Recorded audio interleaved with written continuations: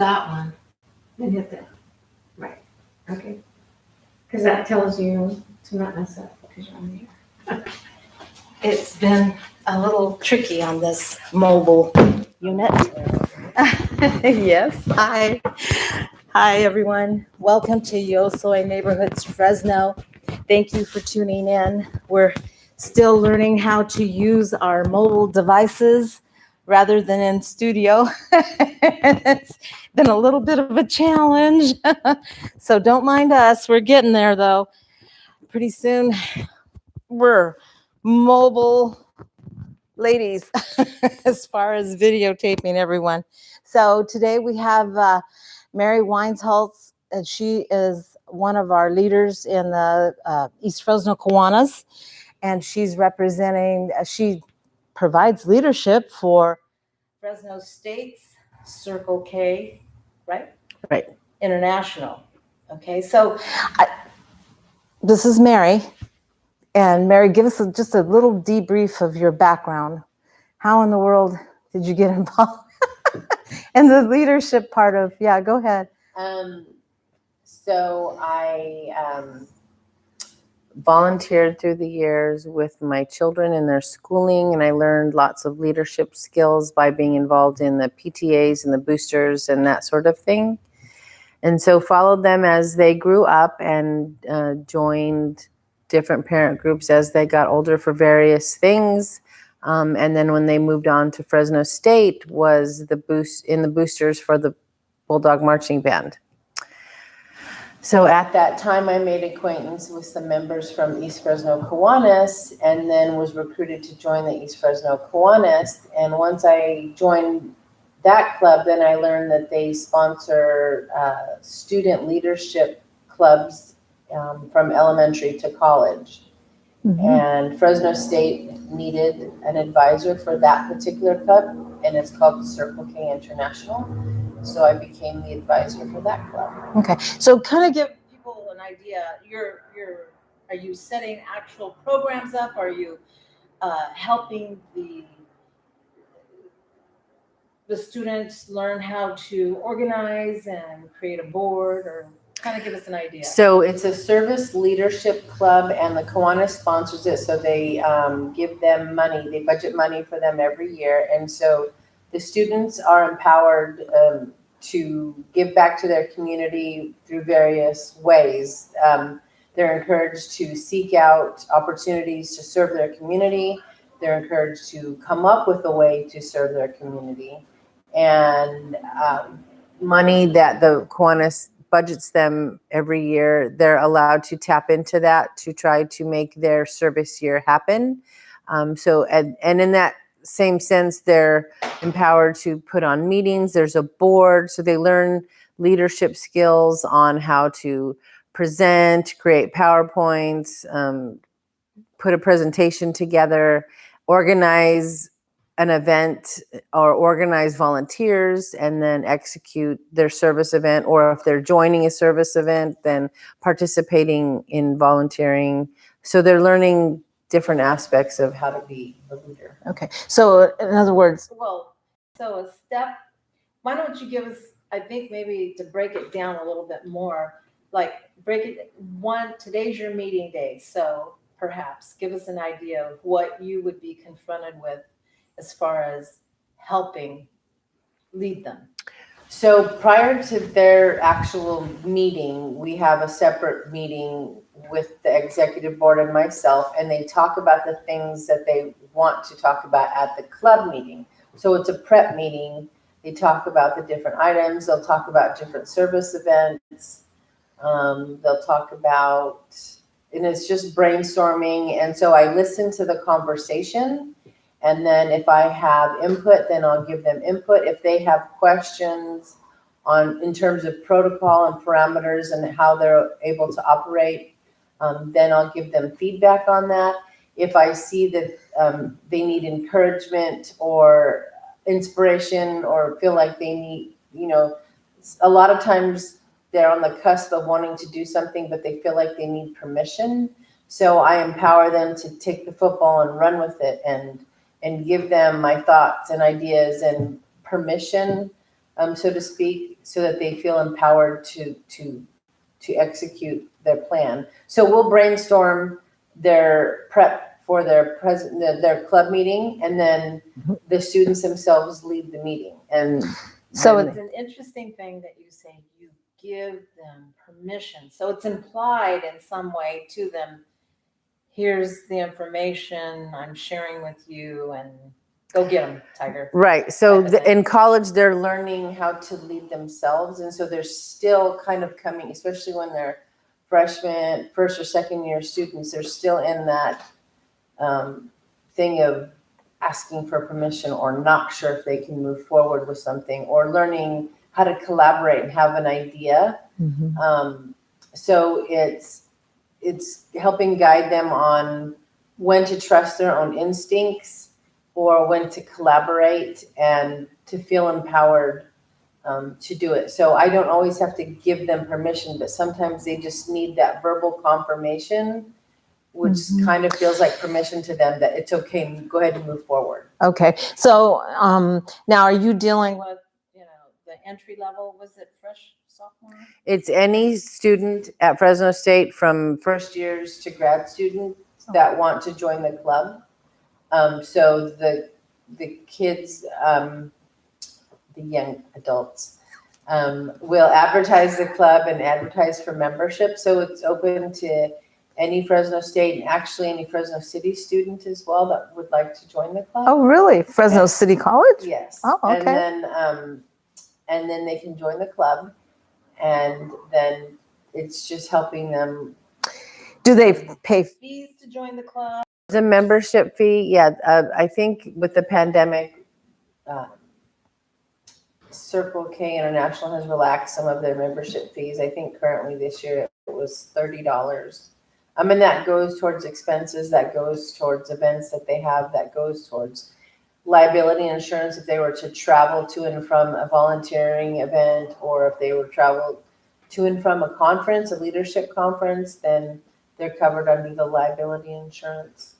So there's different things that they have access to. There's a couple leadership conferences they hold every year. With the pandemic, they've had to do a lot on Zoom, so they actually haven't had to travel anywhere. But How are they conforming to that change, the pivot? it's an adjustment. Fresno State has actually done pretty well compared to other online or on-campus clubs. They've done pretty well to try to stay active. And then they reach out to other colleges across California that are their counterparts. There's Circle K International is in most colleges. And so they form a network of support. And so they're able to collaborate with other colleges and see what they're doing and get ideas. Oh, no, that's really good because it's, I mean, even when I went to college, my last few years at 49 years old, it's difficult. Yeah. Because you're running through classes so quickly, you're learning things on the fly, and you're still having to put in those hours, because if you're doing an assignment, it takes anywhere from 3 to 4 hours to bone up on, your assignment and Right. answer the questions. So that's a difficult thing.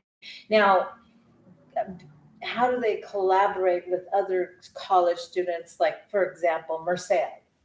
How do they? So they'll create chats, group chats, and ask each other questions, or sometimes in a normal year, sometimes Merced would come down, and UC Merced is a college in their division, and they developed a relationship a couple of years ago. And so if Merced's in town, sometimes they decide to meet up, or vice versa.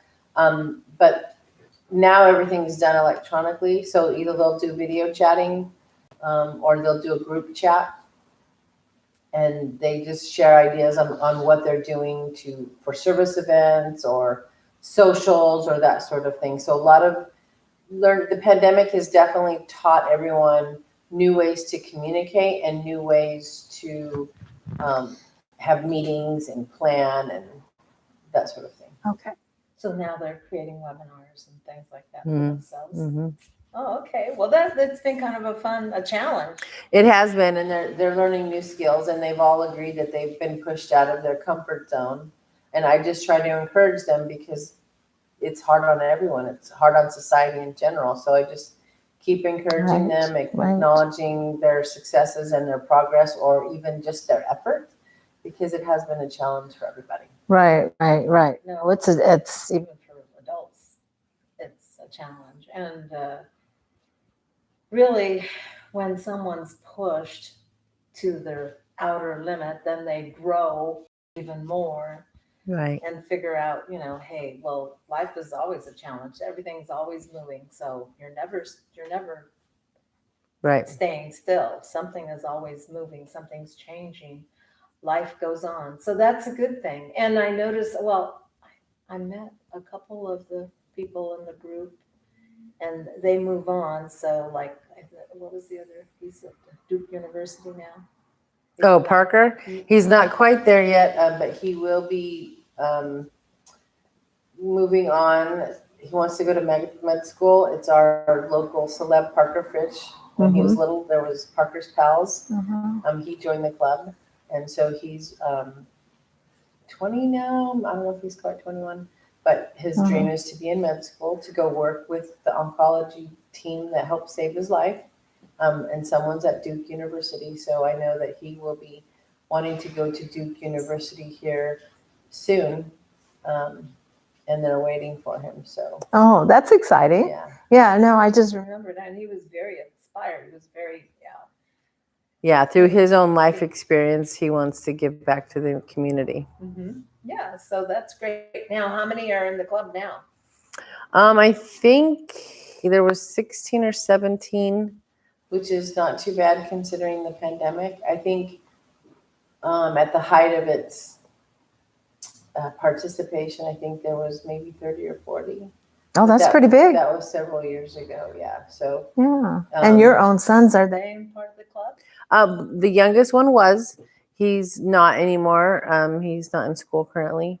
But he was for a year, and when we were rebuilding the club. So it's a challenge. It just ebbs and flows with everything. Okay. Now, the crab feed has changed for the East Fresno Kiwanis. Are the Circle K going to be helping out with that? It's not being done in person like it has been in the past. So there's current talks. They're having an online auction. They didn't think they were going to do the dinner portion of it. However, they just were at an event that did a drive-through crab feed type situation. So they're going to see if they can pull that off as well. So they're doing it a little bit differently, like everyone else has had to learn how to, many nonprofits are still hurting. They're still needing their funding. That's right. So they're having to come up with new and innovative ways to continue to fundraise. And so they're still doing the auction, but it will be online. And so we'll know here in a week or two if they're able to pull a drive-through crab feed. Asking if they're going to be helping out, because I noticed that when I first joined the first year, Claudia had some of the folks from her group helping out, doing different things, and I think they do. Yeah, that crab feed is an all hands on deck. And so they try to incorporate all of their student leadership clubs from elementary to college to get involved, because that's their largest fundraiser of the year, and that's where the money comes from to help budget all these other clubs. Right. So they're trying to teach the students to help themselves by holding a fundraising event and getting involved in that fundraising event that helps fund their budget for the year. Yeah, and then we have other little, I know, I was helping out when we had the fire, the burning, we were making all kinds of burritos and sandwiches, but bottom line is I met some of the other Kiwanians from like Selma and whatnot. So our clubs get together with them. They have inter clubs as we do. Right. The college level? Yes. The only problem, the disadvantage that Fresno State has is the rest of their division is down south. So only UC Merced is close. Really? Because it's colleges, it's big colleges. And so there isn't another big college till the coastline. We're in the Central Coast Division. So the rest of their division is on the coast. Oh, I see. So Fresno's always kind of between Northern California and Southern California. We're kind of left out in no man's land, so they have to travel a little bit to participate. But the beautiful thing about online now is they can participate in interclubs because everything is on Zoom. Oh, So good. that distance is no longer a factor with Zoom. Oh, okay. Well, that's a good thing. I know the Cal Poly Pomona. I mean, not Pomona. San Luis Obispo. Mhm. That's a big college. Yeah. Do they have one? I do believe so. I'm not sure if they're in our division or another division. Well, how is the division? It's just broken up in California, and I don't know how Kiwanis International divided it up, but California is divided up into divisions, and it's mostly geographical areas, but Fresno is kind of stuck in the middle, so I believe they put them with the closest division, which was Central Coast. Oh, okay. No, I'm just trying to figure it out because we've got, well, Bakersfield is a Southern California county. The taxes go to Southern California. It doesn't come to Central California. So I understand that. But we do have other universities here in Central California. I mean, UC Merced is one, but we have other city colleges, Modesto and. Right. So they have to have a club that's sponsored. So I don't know that there's a Circle K at every single college, but there are Circle K clubs in most other colleges across California. Right. So there used to be one in Fresno City, but that one fell away. They didn't have an advisor. So now that one no longer exists. I don't know if they had one in Bakersfield or if there's not a Kiwanis club that sponsored it, So they work with what they have and they fit in geographical zones. Right. No, it makes sense. I'm just, we're again in the middle of, like you said, no man's land. So it's kind of figuring out. But pretty soon we're not going to be. I see all kinds of people flowing in. So now, what's your plans for the rest of the year with your club? So their leadership year just changed over. They just held elections. So now there's a brand new board. We haven't met yet to do brainstorming planning yet. And so we should be doing that here in the next couple of weeks. And it's a new, some are other students that have been on different positions but are shifting positions, and some are new. So we just have to get the leadership team meeting together and see what their plans are. Oh, okay. So that'll be exciting. Yeah, everybody will be back in school in September or August, hopefully. Right. So it's sounding Hopefully, yeah. Yeah, it's sounding that way. So that's exciting, and I just want to let everybody know Mary lost her mom. I did. To Lewy body's dementia. I had my aunt last year. She the same thing. Yeah. It's very hard. This dementia stuff is very hard. I hope that they're able to get us some shots, vaccination for that prevention of it. It's really, and I feel bad for you. Thank you. And anyway, I wanted to mention that. And then also you are Mom of the Year for district. Woman of the Year. Mom of the Year in 2018. Oh, okay. You're District 4 or 7? District 7. They recently, March is International Women's History Month. So Fresno City decided to honor 7 women in Fresno. And each city district councilman chose someone in their district that they wanted to honor. And so I was chosen by Councilman Nelson Esparza to be the Woman of the Year for District 7. And that's all based off of our civic duty and contribution to our community. And everyone that was nominated has given back to their community in some way. So I was really honored to be among the other 6 ladies. Yeah. It was really exciting. And so it was just through my efforts to help my own community and improving my neighborhood that. Right. You've done a lot in your neighborhood too. Yeah. The neighborhood watch. You're right. It's going pretty good. Yeah. So we basically rallied my neighbors and organized a group of committed neighbors Mhm. that cared about my neighborhood as much as I did. I grew up in that neighborhood from the time I was 10 years old and moved back into that neighborhood in 2009. So fortunately, we have a group of invested people that want to care about our neighborhood. And so we have done some things to improve a few things, and that our councilman has helped us. How did, I know that we did an interview about the neighborhood watch, but that's been a couple of years back now Mhm. already. How time flies when you're having fun, I guess. And at that point, you were just establishing the neighborhood watch. So I guess my question, and at that point, you had some, I want to Issues. say, suspicious looking characters in the neighborhood somewhat. We have been successful. It took 2 years, but we had one particular residence that was engaged in significant illegal activity. okay, And they removed them.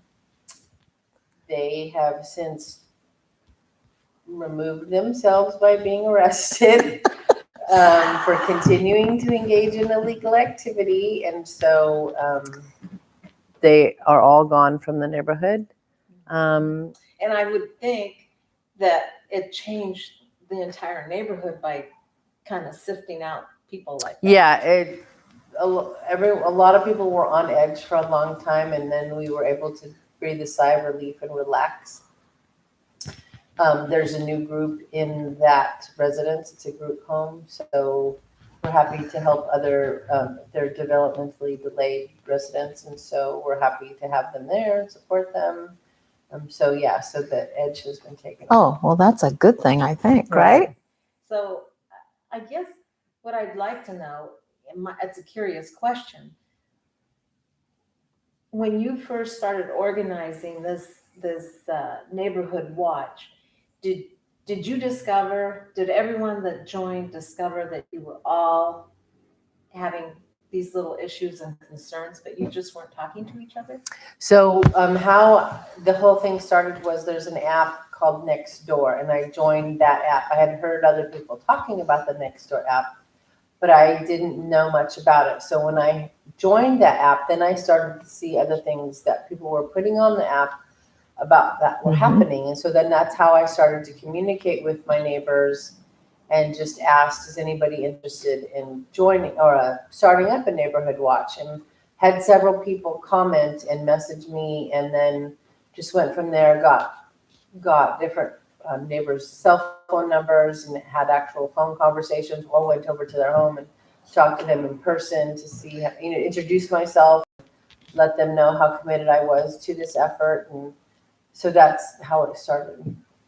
So it was, because I'm noticing, I mean, we have a lot of open space, but then we have closeness in some neighborhoods. And I'm just, in my mind, a curious thing, if in fact, and it sounds like it was very successful, that also would help the value of your home.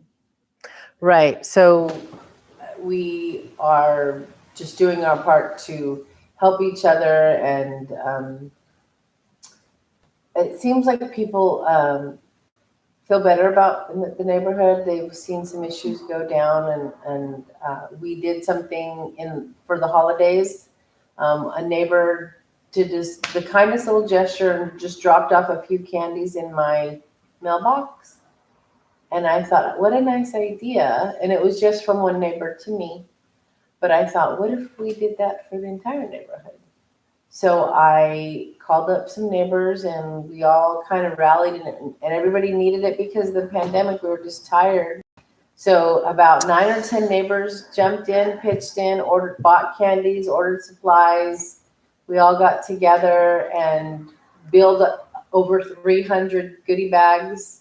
And then in one Saturday, we distributed them to the entire neighborhood. We all took turns on what streets to take, and we just dropped the bags off on their doorstep. We tried to either ring the doorbell or knock on the door so the neighbor would see it right away. And So was everyone happy? oh, they were, yeah. So we were elves. And so we told them, consider yourself elfed.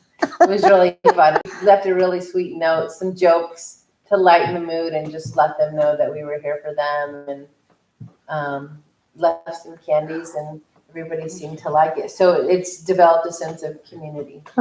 Yeah. So, well, It sounds like the old neighborhood I grew up in. We get to know the person across the street. Right. It's very important. And that's what we're trying to do, is to help, at least within your immediate, get to know who's in front of you and on the sides, and to find out where the elderly are and people that live alone, so that no one, we had a gentleman on my particular street that passed away, and he was deceased for 7 days before anybody knew. So we don't want that to happen to anyone again. So just encouraging the neighbors to keep an eye out for their elderly or people that live alone, just so that no one ever goes unnoticed. So they don't have to worry about knowing your neighbor from 5 streets over. Just immediately figure out who you have around you. And if everybody kind of does that, then, hopefully no one is forgotten about. But we are going to look forward to doing something in the spring here in the future, inviting everybody to come. Not everyone comes all the time, but that's just a way to get to know somebody on 2 streets over. Oh, I live on this street, or I live on that street. so just like a little community or neighborhood get Together. Right. Potluck type of thing. Right. And just telling everybody what if the people already know each other, then it's just a way to socialize, or it's a way to meet new neighbors if a new neighbor shows up. And then we might have people of interest in terms of either our city councilman or our police chief, our captain for our precinct. Someone of interest may come, or we'll just talk about, if people are brand new, we'll explain our network, or we'll talk about issues. So we don't have any big problems right now, so No, we're but it sounds fortunate. like you have a very active group. People really want to engage and they want to help each other, and they're looking out Yes. for each other. Yeah. I mean, that's the biggest thing. Yes. Because of the mobility, and then of course, as we well know, so many things going on. Right. Because of the pandemic and in addition Right. to the city. So we're getting people out of the mindset of just paying attention to what's in front of your house. It's like when you're driving home, check out all the streets that you're having to drive on to get to your house. Look out for your other neighbors on another street as well. So, if there's someone in the block potentially up to no good, they're going to run to my street. So we're trying to get them to alert. So that way you're kind of corralling. Right. To use the technology we have to just let everyone know, hey, we're not really sure what's going on here, but this is happening right now. Or maybe check out this person. He looks kind of shady, Okay, well, Kiwanis is going to start.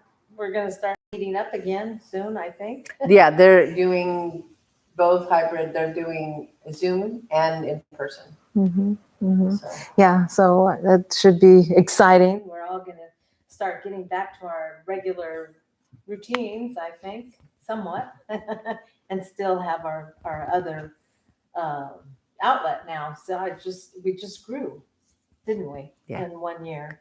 I mean, that's how I see it. What do you think? It's really hard to tell because, we're not everybody's in person. So we're looking forward to the crab feed. Yeah, I think so. So just remember this Mother of the Year, District 7, right? Women. Got it. 2 years ago, Mother of the Year. Now, District 7, Woman of the Year. But as you can see, Mary doesn't stop. She's nonstop with this college, and your sons have a couple more years of school to go. Well, hopefully. We'll see. Well, all you can do is just keep encouraging. I mean, you can't live their lives, but you're doing everything possible. And we appreciate your story, and Thank you. hopefully this will get people to get more involved with Circle K International. We get to meet this wonderful person here, Mary, and she's full of energy and she's always on the go. And it's great to bring your students in and collaborate and learn leadership skills from some of the other students, I think that makes it a lot Mhm. more palatable for them, right? Mhm. Okay, so contact Mary if you're wanting to learn more about that. Could you give them your? We have a group on Facebook. It's Fresno State CKI, so you can look for those pages. I didn't messenger on that, did I? No. Oh, You okay, can I goofed. look for those pages on looking for Fresno State CKI on Facebook. I believe they're on Instagram and Twitter as well. So on those social media platforms, just contact us through there, and then someone will reach out to you. Okay, super. So If you want to know more about the Circle K group or would like to help out, give Mary a call. Thank you so much for tuning in to Yo Soy Neighborhoods Fresno. See you next week. Thank you.